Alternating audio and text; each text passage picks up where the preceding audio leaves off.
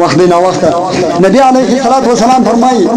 چې بالنظر کول ولا ملعون دی پر دې باندې د الله تعالی لعنت دی د الله د رحمت لري دی مشکات شریف 200 نمبر صفحه کې حدیث دی نبی عليه الصلاة والسلام فرمائي چې لعن الله الناظر والمنظور الیه چې الله تعالی لعنت کوي الله تعالی د خپل رحمت لري کوي الناظر والمنظور الیه هغه نارینه چې وشوزو ته ګوري او هغه شوزو وینځني چې ونارینه ته ګوري نامحرمه و دې کسانو ته ګوري او هغه کسان چې ورته کتل کېږي د کتلو مکور کوي لکه فرض کړه په دلار کې انجن روان دي الکوان یا د نارینه خلک سګوري نبی عليه الصلاه والسلام وايي پر دې خلک باندې هم لعنت او پر دغه شوز باندې هم لعنت چې کوم څوک ورته ګوري پر هغه هم لعنت چې کوم چاته کتل کېږي پر هغه باندې هم لعنت دواړه په لعنت کې یعنی کوم شوزو او کوم انجنو چې زیبو زینت کړی او کپڑے شلته کپڑے او وسی او بیا به پرده په دې غلیانو کې یا په بازارو کې یا په دې شهرو کې یا په دې کلیو کې زیارت په بهانه باندې راوځي د میړه سره یا د ورور سره یا د پلار سره او بیا په دکانونو باندې یا په دې غلیانو کې چپا ورسته ګرځي نو وای کله چې خلک ودار کم شوزو یا ودار کم انجنو ته په شهوت باندې نظر وکړي او ته وګوري نو دا خلک او دغه انجنو دا شي دا ټول د الله په لعنت کې د خدای د رحمت لري څومره عظیم نقصان دی خلی په دې و نظر باندې چې په دومره عظیمه ګناه کې انسان مرتبه شي الله د خپل رحمت صدق بس خدای د خپل رحمت څخه کدا شدي دي او کدا نه خدای د خپل رحمت څخه پور دي د خپل رحمت بجای لعنت پروري د ژوندۍ انسان څخه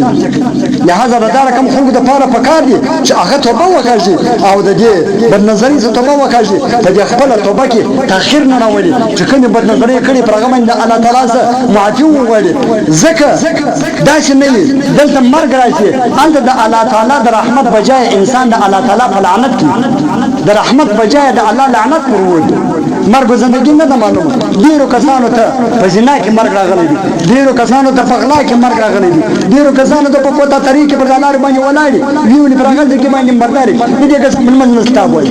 دا ډیر کسان دا کوم هم جملس نه مرګ دا فن کې چې د الله په یاداش کې د خدای پر قران باندې د الله په عبادت کې په منځ باندې په مکانو کې په مدینه منوره کې په مکه معظمه کې په مساجدو کې په دا رقم ځګیانو کې انسان د چشره چې مرګ راځي دا تر مرګ باندې انسان د الله تعالی څخه وایي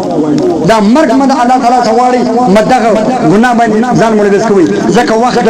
مرګ زندګي نه دی معلوم مرګ وچاته دعوت نور کوي چې زه روانم لہذا ته ځان برابر کړه نو بیا به انسان د ګناه څخه ځان وګوري بیا به نو کمر ګوراله فرغه چې باندې بیا ګوري هر بدرنګي هر حادثه هر بدنامي چې پیښه شوې ده هر مسلې چې پیښه شوې ده هغه د دوستو څخه پیښه شوې اول انجلي والک سره وګوري اول سړی وشد سره وګوري په ماباد کې یاري دوستیان ډوالي جوړ شي بیا د دې چې سره وګورځي اوباس بیا نو پیسې دې شریعتونه دې مجلسونه دې کسي د خاندان هم رنگ باد د کلی هم رنگ باد د مسلمانۍ هم رنگ باد او د کورنۍ هم رنگ باد د مور او پلار او د نیکو د کورنۍ هم رنگ باد دا ټول هر څه چې هغه په ذات وستو باندې کېږي کچیر نر او شذا حالک او انجلۍ د خپل سترګې لاندې ساتي نو په دا کې هم نه بس خدای تعالی دې پر دې خبرو باندې د عمل کولو توفیق را نصیب کړي الله تعالی دې موږ ټول وبخښي خدای پاک مې دې د خپل رحمتو لاندې راولي الله تعالی دې یو سکین په خپل لعنت باندې نه راولي کوم ګناه د موږ سوی ده الله تعالی دې موږ ته معافي وکړي زموږ بیا په بده پر تیر سو باندې او ما بعد کې به ان شاء الله بیا پر هغه ګناه باندې درته ابتدا نکوو وما علينا الا البلاغ المبين الحمد لله رب العالمين والعاقبة للمتقين والصلاة والسلام على خير خلقه محمد وآله وأصحابه أجمعين ربنا ظلمنا أنفسنا وإن لم تغفر لنا وترحمنا لنكونن من الخاسرين اللهم إنك عفو كريم تحب العفو فاعف عنا يا غفور يا كريم يا رحيم